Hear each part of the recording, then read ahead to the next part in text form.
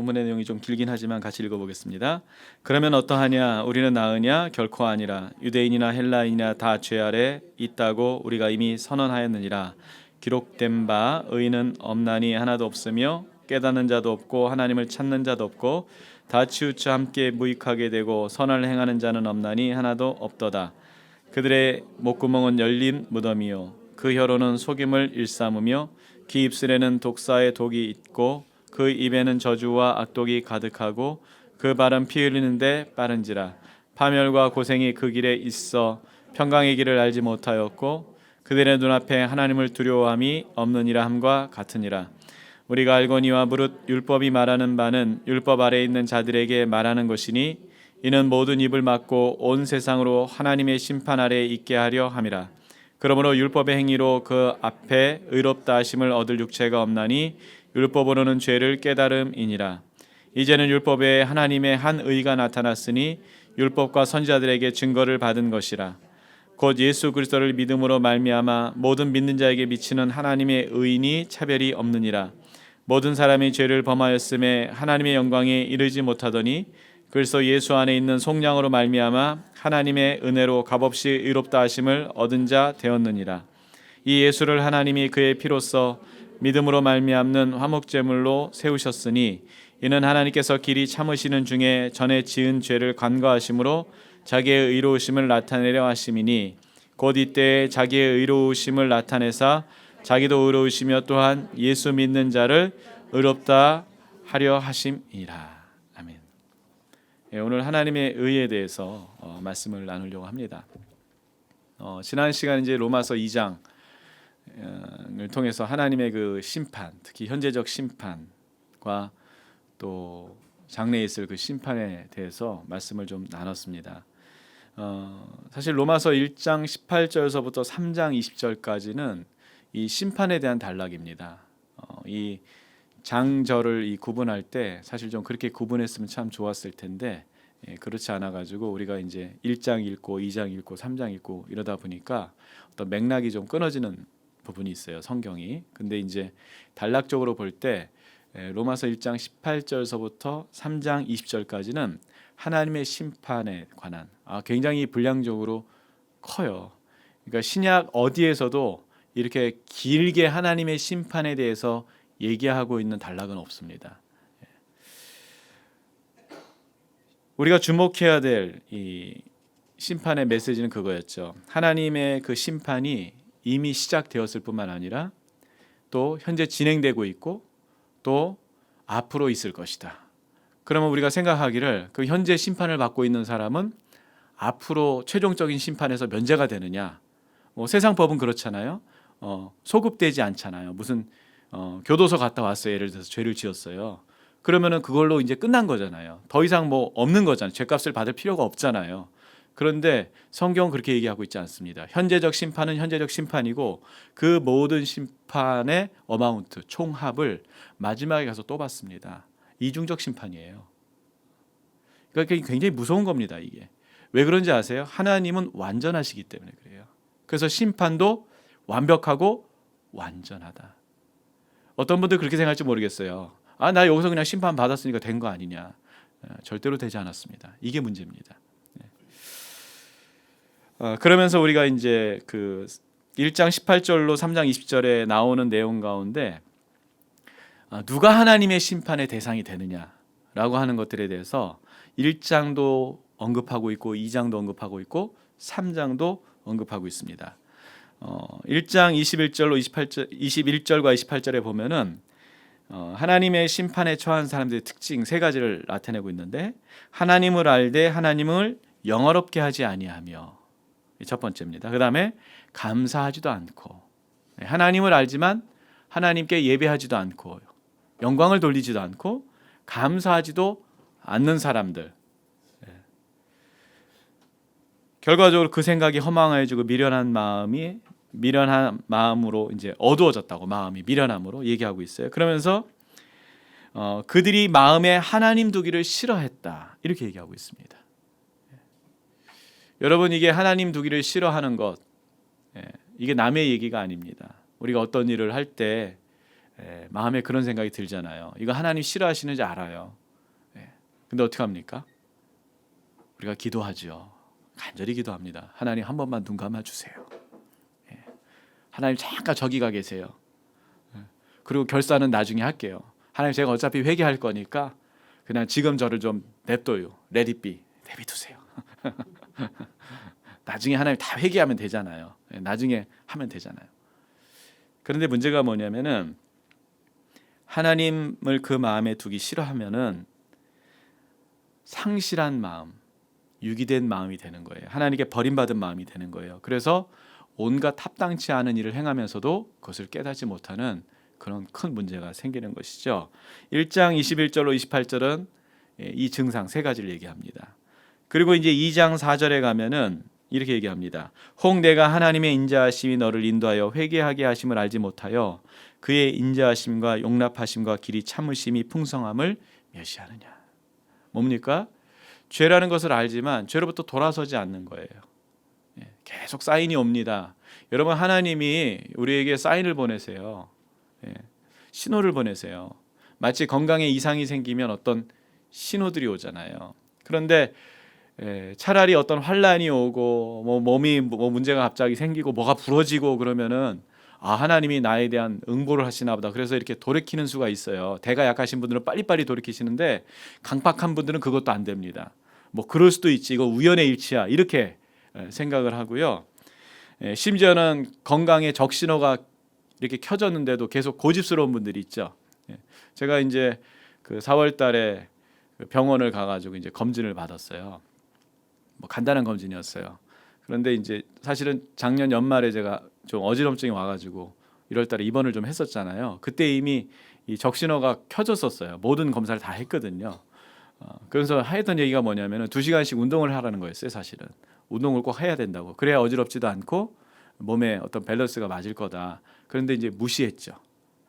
왜냐하면은 더 이상 어지럽지도 않고 그 다음에 몸에 큰 문제가 없죠. 물론 외형적으로는 이제 배가 많이 나오신다고 하는 이제 문제가 좀 있긴 했지만 뭐 그 정도야 제가 이제 또 풍성한 옷을 입으면 되니까 뭐 문제가 안 되잖아요. 별로 인정하고 싶지 않았어요. 왜냐면 저는 이제 타고난 건강 체질이다 이렇게 생각했기 때문에.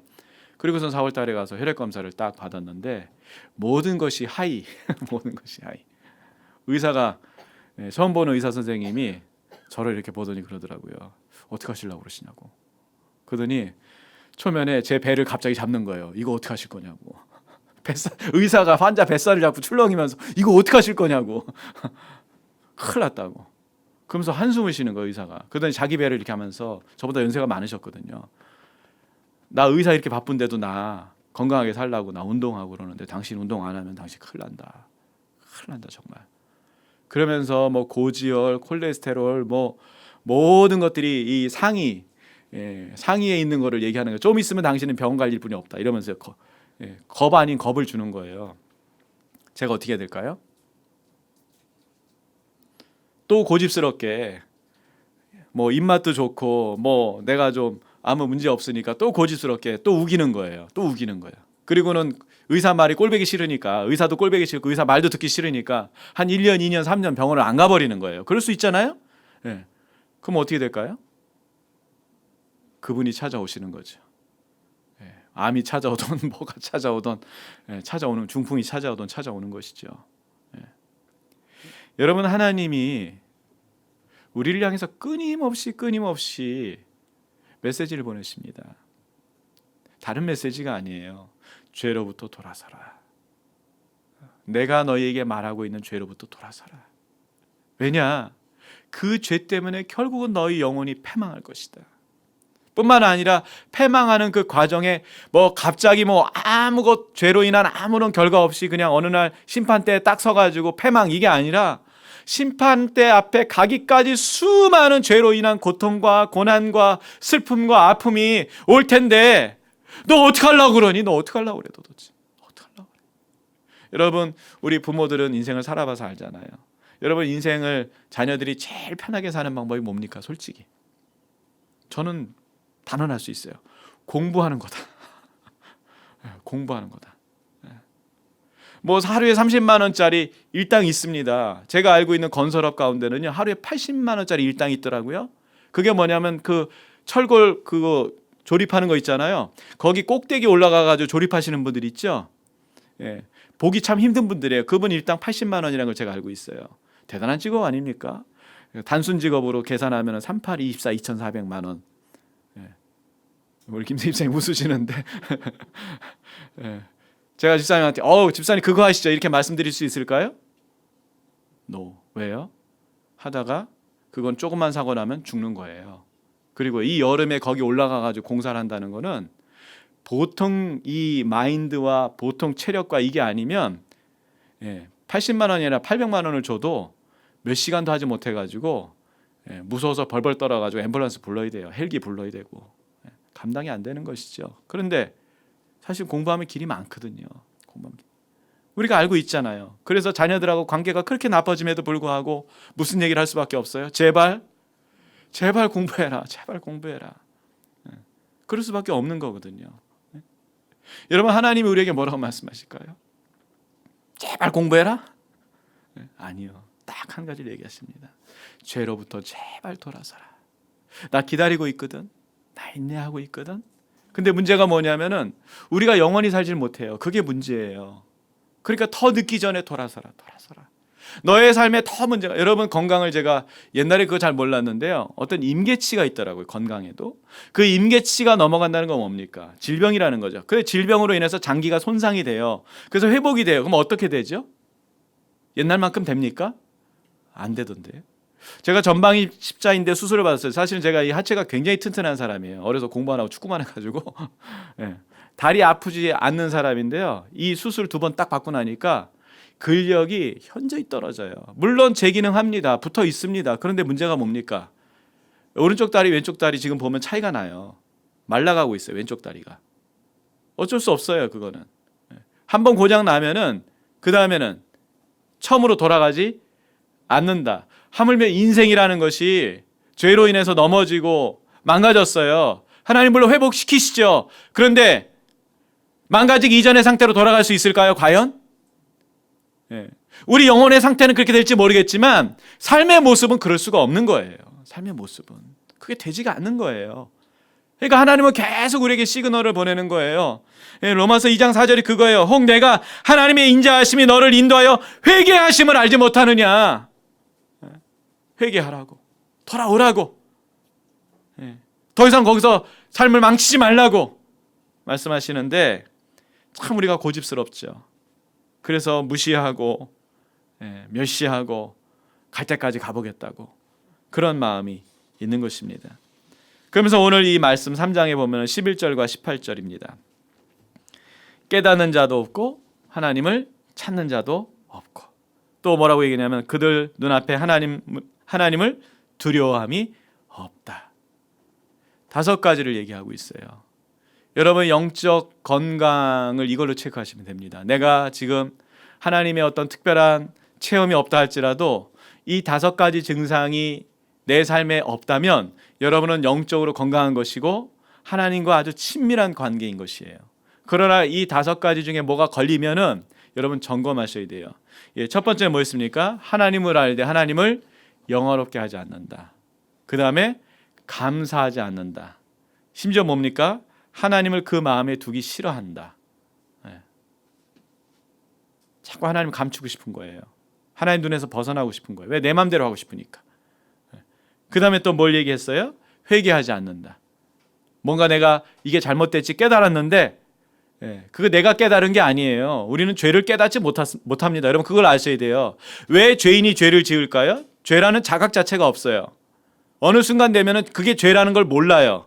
왜냐하면 양심이 화인을 맞거든요. 양심이 어두워지거든요. 근데 우리가 하나님의 자녀로서 이거 죄인데 이거 안 되는데 라고 하는 것은 우리의 양심의 시그널이 아니라 성령의 시그널입니다.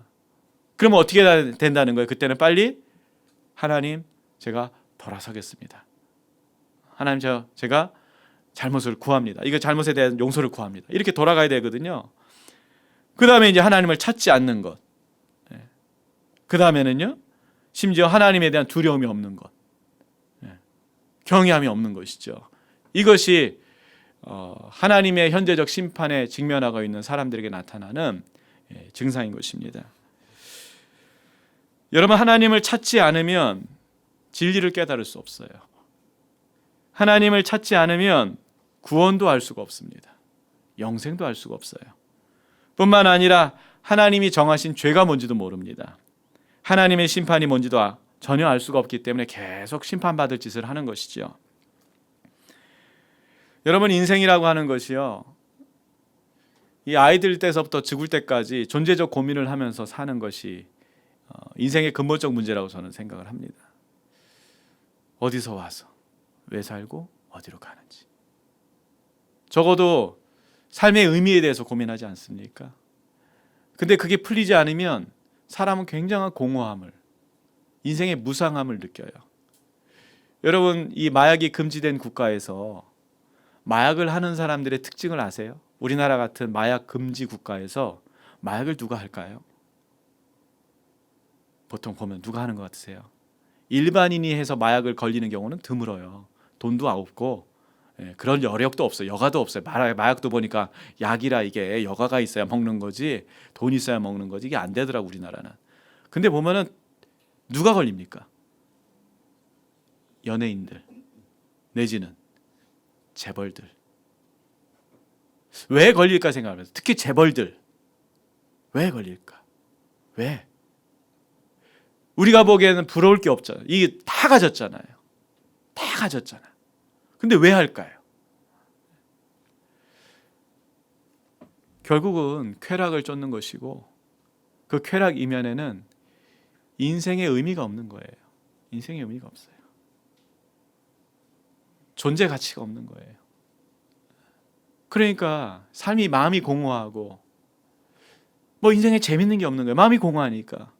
그러니까 이제 갈 때까지 가보는 거예요. 그 과정 속에, 마약까지 가는 과정 속에는 뭐 해볼 거 다 해본 거예요. 성도 있고 그 안에 다 있습니다. 근데 거기까지 가는 거예요.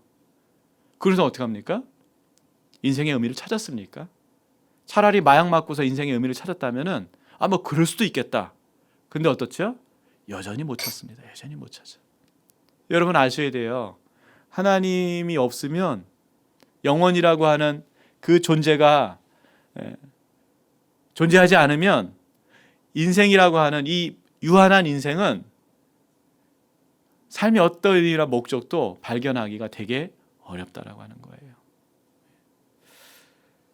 근데 참 아이러니한 게 있어요. 뭐냐면은 하나님을 두려워하지 않는 사람들이 놀랍게도 돈을 두려워해요. 돈 가진 사람을 두려워하고, 권력을 가진 사람을 두려워하고, 뭔가 자기보다 많이 알고 있는 사람을 두려워합니다. 그래서 염려를 하죠.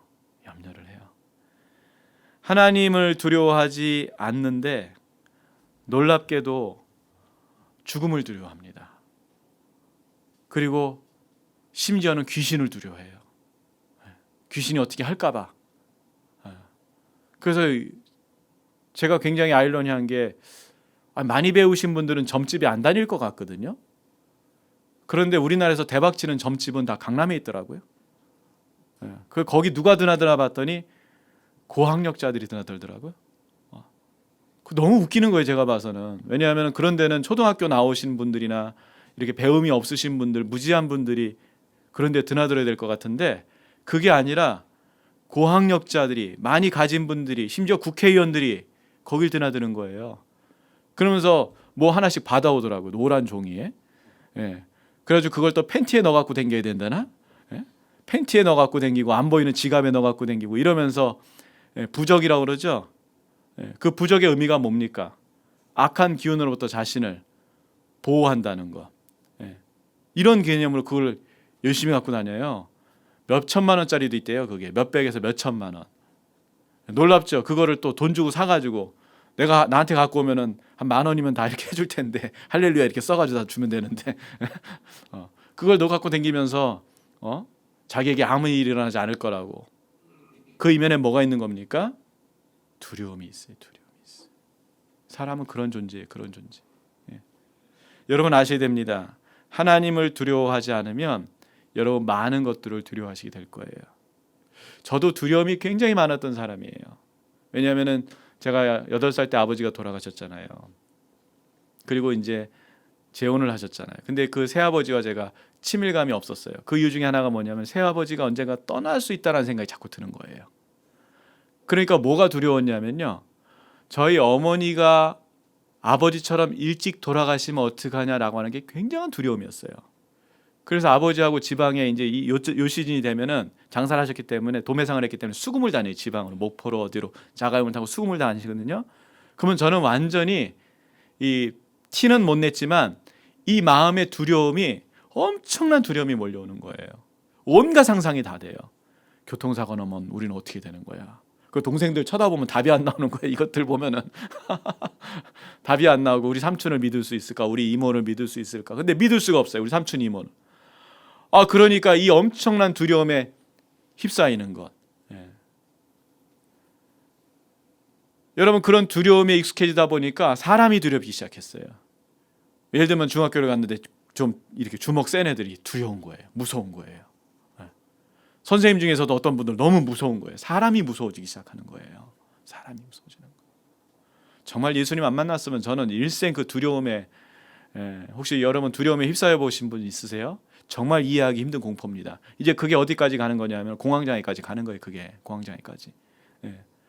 느닷없이 두려워지고 무서워지고 땀이 뻘뻘 나고 이제 그 상황까지 가는 거예요. 그 두려움이 커지면은.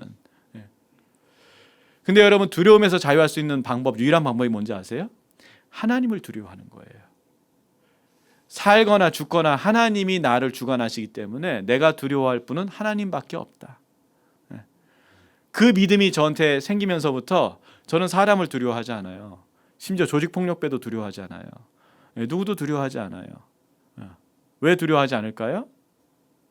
하나님이 계시기 때문에 그래요. 하나님. 어떤 사건, 사고가 나를 어떻게 할 수 있다? 저는 그렇게 생각하지 않습니다. 만약에 하나님 나를 부르신다면 할 수 없지만 그런 게 아니라면 그 누구도 나를 어떻게 할 수 없다라고 하는 믿음이 있어요. 이건 교만이 아닙니다. 하나님으로부터는 안정감이에요. 평강이고. 여러분, 죄는 우리를 두렵게 하는 것입니다. 하나님이 보이지 않는 순간서부터 모든 두려움이 여러분 찾아올 것입니다. 벌써 이제 두려움이 오지 않습니까? 일본하고 벌써 관계가 저러니까. 두려움 오지 않으세요? 여러분은 솔직히 말씀드리면 여러분이 반도체하고 무슨 상관이 있어요 도대체? 예? 여러분이 반도체하고 상관 있으세요? 아니 그래, 삼성하고 SK가 돈 많이 벌었어요. 그게 여러분의 삶을 풍요롭게 했습니까? 예? 그게 국가 경제에 얼마나 이바지를 했는지 잘 모르겠는데 결국 걸리는 건 세금 문제인데 세금 좀 더 걷느냐 못 걷느냐의 문제지 뭐 이게 우리 삶에 얼마나 그게 영향이 있었어요? 사실은 없었어요. 그런데 뭡니까? 벌써 많은 크리스찬들, 많은 사람들이 벌써 크게 한숨을 쉬면서 두려워하는 거예요. 왜 그러죠? 하나님이 안 보이니까. 왜 그러죠? 사실은 하나님을 두려워하는 마음이 없기 때문에. 하나님은 한 가지를 말씀하십니다. 죄를 두려워해라. 죄 짓는 것을 두려워해라. 그리고 하나님을 두려워해라. 이걸 얘기하세요. 우리가 알아야 될 것이 있어요. 그것은 뭐냐면요, 하나님은 우리보다 먼저 우리를 찾아오신다는 거예요. 여러분 그렇게 생각하시죠? 하나님 어디 계세요? 저 좀 만나주세요. 그러면서 하나님이 나를 안 만나주신다고 굉장히 섭섭하게 생각하시는 그런 경향이 있는데, 에스겔서 34장 11절로 12절 말씀을 보니까 주 여호와께서 이같이 말씀하셨느니라. 나 곧 내가 내 양을 찾고 찾되. 내가 내 양을 찾고 찾되. 아마 예수님이 이 말씀을 다른 방식으로 요한복음에서 인용하셨을 거예요. 내 양은 내 음성을 듣는 거로 나를 따르느니라. 왜?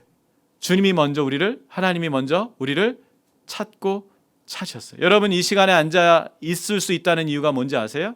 하나님이 여러분 한 사람 한 사람을 찾으신 거예요.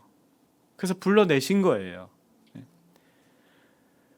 그러면서 이렇게 말씀하십니다. 목자가 양 가운데 있는 날에 양이 흩어졌으면 그때를 찾는 것 같이 내가 내 양을 찾아서 흐리고 캄캄한 날에 그 흩어진 모든 곳에서 그들을 건져내리라. 주님이 이렇게 말씀하십니다. 여러분 하나님을 신뢰하셔야 돼요. 내가 하나님을 찾기 전에 하나님이 나를 먼저 찾으신다. 왜냐하면 나는 그분의 양이기 때문이에요. 근데 오늘 로마서를 보니까 어떤 양이냐면 그냥 양이 아닙니다. 자녀입니다. 자녀. 어떤 자녀냐? 하나님이 우리를 당신과 관계 맺기 위해서 의를 전가하셨어요. 다시 말해서 쉽게 얘기하면 차원을 갖게 만드시는 거예요. 우리가 죄가 해결되지 않은 상태로 하나님 앞에 나가면 다 심판을 당합니다. 왜냐하면 그분의 거룩함이 있거든요. 그래서 우리를 소멸시켜 버리세요. 그런데 하나님 우리를 심판하지 않기 위해서 하나님의 기준을 통과시키는 거예요. 근데 그것은 사람이 통과할 수가 없어요. 누가 그 기준을 통과하느냐? 하나님만이 결정하실 수 있는데 차라리 하나님이 기준을 낮추시면 되지 않냐라고 했을 때 하나님의 문제가 생깁니다. 하나님의 공의라고 하는 부분에 문제가 생기고 하나님의 어떤 거룩함이라고 하는 부분에 문제가 생겨요. 그러니까 하나님은 기준은 낮추지 않으세요. 그런데 그 심판의 기준을 우리로 하여금 통과를 시켜야 되겠어요. 그래서 하나님이 쓰신 방법은 뭐냐면은 우리가 죄가 없는 것처럼 만드시는 거예요. 그 죄가 없는 상태가 되는 것은 인간적인 것이 아닙니다. 하나님으로부터 주어지는 거예요. 마치 그거랑 똑같아요. 보자기를 씌우는 거랑 똑같은 거예요. 예수님을 통해서 예수님이 가지신 의를 우리에게 전가시키는 것이에요. 여러분, 우리가 알아야 될 건 뭐냐면은 예수님의 의가 우리에게 전가됐을 때 옛날 많은 목사님들이 보자기 비유를 썼어요. 여기 물건이 지저분한 물건이 있어요. 물건이 있는데 여기에 포장을 하는 것이죠. 아름답게. 그래서 뭐 어떤 곳에 이렇게 통과를 시켜주는 것, 이런 것으로 하나님의 의를 많이들 설명했는데 여러분 아셔야 될 게 뭐냐면은 하나님의 의는 그런 차원이 아닙니다. 하나님의 의는 예수님이 가지신 의와 우리의 의를 똑같이 만들어 버리는 거예요. 똑같이. 그냥 겉모양만 그렇게 만드는 게 아니라 똑같이. 그래야 우리가 하나님께 속할 수가 있고 하나님과 하나가 될 수 있어요. 마치 성부 하나님이 성자 하나님과 성령 하나님과 각기의 어떤 인격적 특성이 있지만 한 분인 것처럼 우리가 이제 하나님과 하나 된다고 할 때 속성이 같아져야 돼요. 그런데 우리의 어떤 것들로는 그 속성이 같아질 수가 없어요. 특히 의라고 하는 이 차원을 맞춰야 되는데 아무리 우리가 열심히 살고 착하게 살고 해도 미칠 수가 없는 거예요. 그래서 하나님이 택하신 방법은 뭐냐면은 예수님이 가지신 의를 우리에게 주시는 것입니다. 덮어주시는 정도가 아닙니다, 여러분. 그렇게 이해하시면 안 돼요. 어떻다고요? 예수님과 똑같은 차원으로 만들어 주신다. 그러면 그 의를 어떻게 얻을 수 있습니까? 너무나 간단합니다. 예수님이 그 목적으로 오셔서 십자가에 나를 위해서 죽으셨다고 하는 이것 하나를 그냥 인정하고 마음으로 믿고 입으로 시인하면 어떤 사람 앞에서도 내가 예수님으로 말미암아 의인이 되었어, 구원받았어, 이 얘기만 하면 나의 감정과 상관없이 나의 어떤 영적 체험과 상관없이 내가 하나님 앞에 그런 존재가 되어 버리는 거예요. 여러분, 미국에서 오래 사신 분들이 영주권을 취득합니다. 그리고 이제 시민권을 취득할 날이 와요. 자, 시민권을 취득할 때 어떤 특별한 영적 체험이 있을까요? 그분들에게? 물론 뭐 사람에 따라서 감정적으로 막 기쁜 분들이 있을 수도 있어요. 고생해가지고 취득하면은. 그런데 대부분 서류 해가지고 인터뷰 해가지고 취득하는 거잖아요. 그때 거기에 무슨 뭐 그렇게 엄청나게 영적 체험이 있고 감정이 있겠어요? 그러나 취득 도장 딱 박는 순간 어떻게 되는 거예요? 미국 시민이 되는 거예요. 그다음부터는 차별이 없는 미국 시민이 되는 거예요. 여러분, 하나님의 의라고 하는 것에 대해서 어떤 여러분 체험을 생각하지 마세요. 하나님이 우리에게 어떻게 하는 거예요? 예수님을 믿는 순간 도장 찍어주시는 거예요. 뭘로? 이제 너는 내 아들 예수와 똑같은 의를 가진 존재, 똑같은 아들이 되었어. 이렇게 하는 거예요. 제가 왜 사도 바울이 이렇게 하나님의 의에 대해서 이렇게 강조하고 있을까라고 했을 때 결국 사도 바울이 강조하고 있는 것은 자격이라고 하는 면도 있지만 또 하나는 관계라고 하는 측면이 있습니다. 구약에서부터 이 의라는 개념이 나옵니다. 특별히 이 창세기 15장에 보면은 하나님이 그 아브라함이 이제 하나님의 말씀을 믿을 때 그 믿음을 이제 의롭게 여기신다고 하는 표현이 나와요. 의롭게 여기신다. 그러니까 믿음과 의의 관계가 최초로 등장하는 것은 창세기 15장의 얘기입니다. 그러면 그때 그 의라고 하는 것이 뭐냐라고 했을 때 그 의는 관계를 뜻하는 거예요. 하나님이 아브라함과 이제 본격적으로 관계를 맺는다는 거예요. 관계를 맺는다. 그런 개념. 그 개념이 사실은 구약을 관통하고 있습니다. 그리고 신약에 와서도 의라고 하는 개념이 법정적인 어떤 요소도 있지만 어떤 기준을 통과시킨다고 하는 개념도 있지만 또 한편으로 그 통과되는 그 기준의 의미가 뭐냐? 왜 통과해야 되느냐? 하나님과 영원한 관계를 맺기 위해서 우리를 의롭게 만드시는 거예요. 그러면 이제 하나님으로부터 의롭게 된 우리는 어떻게 됩니까? 하나님과 친밀한 관계 가운데 나아가도록 힘을 써야 하는 것이죠. 참 아이러니가 있어요. 뭐냐면은 사실은 하나님으로부터 의를 전가받아서 저와 여러분이 예수님이 가지신 의를 갖게 됐습니다. 그래서 하나님 앞에 나가게 됐어요. 그런데 우리에게 좀 문제가 있습니다. 뭐냐면은 그럼에도 불구하고 우리 안에 죄성이 있는 거예요. 죄성. 정말 더럽고 추악한 죄성이 있는 거예요. 여러분, 사람과의 관계 속에서 겉모양이 좀 그럴싸하면은 우리가 호감을 느낍니다. 그리고 관계를 하게 돼요. 그런데 만나면 만날수록 그 안이, 그 사람의 내면이 정말 뭐 이루다 말할 수 없는 인간 이하예요. 그럼 여러분 관계할 수 있습니까? 인격적 관계가 될까요? 되지가 않는 것이에요. 하나님과의 관계를 생각해 볼 때 저는 그런 생각을 참 많이 해요. 제 자신을 보면서도. 야, 하나님이 도대체 어쩌려고 그렇게 나에 대해서 뭘 그렇게 많이 아신다고. 그냥 예수 믿는 날 그날 한 10년 정도 믿었다가 한 20년 30년 믿고서 그래 쟤는 확실하구나. 이제 그래 내가 너를 의를 덮어줄게. 그래 네가 이제 앞으로 배신할 일이 없어. 그래 너는 너의 믿음을 네가 입증했으니까 내가 의를 덮어씌워줄게. 이게 아니라 믿는 그 순간에 저에 대해서 뭘 그렇게 아신다고 그냥 의를 한 번에 덮어씌워 주신 거예요. 의롭게 만들어 버리신 거예요. 근데 문제가 뭡니까? 제 안에 죄성이 있는 거예요. 얼마나 이 죄성이 더럽고 추악한지, 냄새가 나는지 정말 심각합니다. 제가 그 2005년도에 캄보디아를 갔었어요. 이제 그 DTS라는 훈련을 통해 가지고 가족들과 갔는데 그때 어떤 사역을 했냐면은 그 마을을 방문해 가지고 그 머리 감겨주는 사역을 했어요. 일명 이 잡는 사역. 뭐 시골에 우리도 옛날에 많이 그랬잖아요. 근데 거기 캄보디아 이 여성들이 머리를 안 자릅니다. 단발이 없어요. 다 머리가 엄청 긴데 문제는 이도 많아요. 엄청 많아요. 그래가지고 이 위생 상태상 이 선교사님이 이제 그들에게 접근하는 방법 중에 하나가 뭐냐면은 머리를 감겨주는 거예요.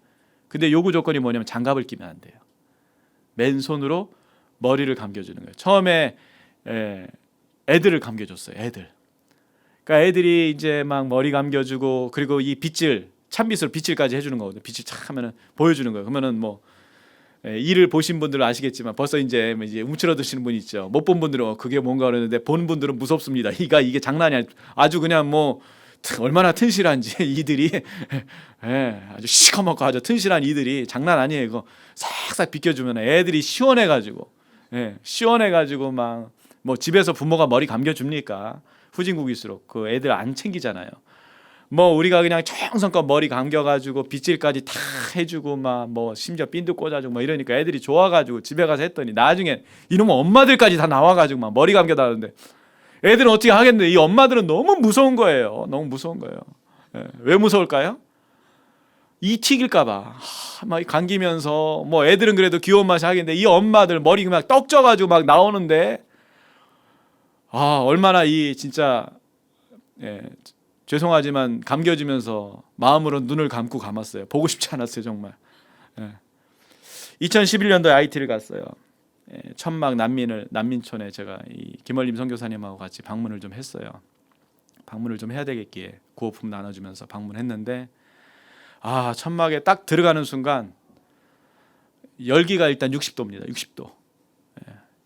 들어가는 순간 어떻게 될까요? 정말 공포가 몰려요. 공포. 그 공포의 내용이 뭔지 아세요? 악취였어요. 악취. 그럴 수밖에 없어요. 왜냐하면 이분들이 옷이 빨래를 못해요. 물이 없어요. 애들은 그 안에서 그냥 소변 보잖아요. 소변 보잖아요. 물도 없고 소변도 보고 거기다 또 음식 해먹고 음식도 그냥 썩고 사람은 아파서 누워있고 들어가는 순간 그냥 이렇게 문을 열고 뭐 문도 없지만 이렇게 딱 이 경계선이야. 그 출입문 무슨 보호막처럼 이렇게 냄새에 무슨 막이 있는 것 같아요. 한 발자국 들어가는 순간 그 악취가 코를 찌르기 시작하는데 진짜 1분도 있고 싶지 않았어요. 그런데 거기 있어야 되는 거예요. 기도해 줘야 되는 거예요. 진짜 제가 기억에 기도는 분명히 해줬는데 무슨 내용을 기도했는지 하나도 기억나지 않아요. 트라우마였어요. 엄청난 악취였어요. 물론 주의 사랑으로 제가 갔습니다. 주님의 사랑으로 제가 아침에 기도하고 정말 사랑 실천하겠다고 갔어요. 그러나 제가 알았어요. 주의 사랑도 악취 앞에서는 소용이 없구나. 이게 안 되는 거구나. 이게 안 되는 거구나. 이게 안 되는 거구나. 근데 만약에 저보고 거기서 같이 생활을 하라고 그런다면 생활할 수 있을까요? 못할 것 같아요. 몇 시간은 고생하고 10분도 못 있을 것 같아요. 거룩하신 주님이 우리 안에 오셨어요. 여러분, 주님의 느낌이 어떨 것 같으세요? 우리가 화장도 하고 교양으로 치장도 하고 좀 배웠고 옷도 괜찮고 사람들 보기엔 다 그렇죠. 괜찮아 보이죠. 사실 훌륭하십니다, 여러분이. 그런데 주님이 우리 내면에 들어왔을 때 여러분 어떠실 것 같으세요? 해결하지 않고 있는 죄는 완전히 썩어 문드러져서 악취가 풍기고 있는 것이고, 또 그 죄로 인해서 병든 내 영혼은 또 피고름이 나고 있는 것이고, 정말 상상할 수 없는 그 더러움과 악취가 코를 찌를 것이라고 저는 생각을 합니다. 그럼에도 불구하고 주님이 어떻게 하실까요? 내 영혼을 안아서 당신의 보혈로 날마다 씻으시는 거예요. 우리의 상처를 씻어주시고 우리의 악취를 닦아주시고, 당신이 입은 겉옷을 우리에게 벗어서 내가 가진 영광을 네가 가져라. 내가 쓴 이 왕관을 네가 써라. 일어나 나와 함께 가자. 내 자녀야. 너는 이런 누추한 곳에, 더러운 곳에 살 그런 존재가 아니야. 주님 말씀하시는 것입니다. 그것이 하나님의 의라는 개념이에요. 하나님의 의. 여러분, 교리로 생각하지 마세요. 하나님의 의는 우리가 상상할 수 없을 정도로 우리의 영혼을 아름답게 만듭니다. 존귀하게 만듭니다. 완벽하신 하나님이, 완전하신 하나님이 보시기에 아담과 하와를 처음 보시기에 심히 좋았더라, 그렇게 말씀하셨죠. 하나님이 우리에게 의를 더듬이신 다음에 뭐라고 말씀하시는지 아세요? 내가 보기에 너는 완벽해. 너는 너무나 아름다워. 내가 보기엔 너무 좋아. 주님이 말씀하시는 것입니다. 그리고는 그 의를 향해서 계속 같이 걸어가자고, 나와 함께 살아가자고 주님이 말씀하시는 거예요. 그래서 사도 바울이 하나님의 의를 결론적으로 뭐라고 얘기하냐면은 하나님의 은혜다, 이렇게 얘기하는 거예요. 은혜다. 그렇습니다. 하나님의 은혜예요. 하나님의 은혜. 여러분 선택하셔야 됩니다. 날마다 선택하셔야 돼요. 내가 하나님의 이 은혜 가운데 살아갈 것이냐, 아니면 이전날 살았던 그런 더러운 삶으로 회귀할 것이냐, 날마다 결단하셔야 됩니다. 예수님과 동행한다는 것이 뭡니까? 은혜를 선택하는 것이에요. 여러분, 아침에 눈을 뜰 때마다 선포하십시오. 내 영혼아, 나는 하나님의 은혜를 선택할 것이다. 나는 하나님의 아름다움을 선택할 것이다. 나는 하나님의 선함을 선택할 것이다. 그러면 여러분, 하나님의 의가 우리 안에 작동할 것입니다. 그 의가 주는 기쁨과 소망이 있어요. 로마서는 그것을 계속 얘기하고 있어요. 로마서에 하나님의 은혜가 나오고 소망이 나오고 사랑이 나옵니다. 여러분, 다 어디에 기초하고 있는지 아세요? 하나님의 의로부터 시작이 됩니다. 예수 그리스도부터 시작이 되는 거예요. 얼마나 큰 축복입니까? 얼마나 놀라운 은혜입니까? 그래서 여러분, 세상이 여러분을 뭐라고 얘기하던 간에 여러분 당당하게 외치십시오. 나는 하나님의 의인이다. 결론입니다. 히브리서 11장에 있는 말씀으로 마치려고 하는데, 11장 6절은 이렇게 얘기하죠.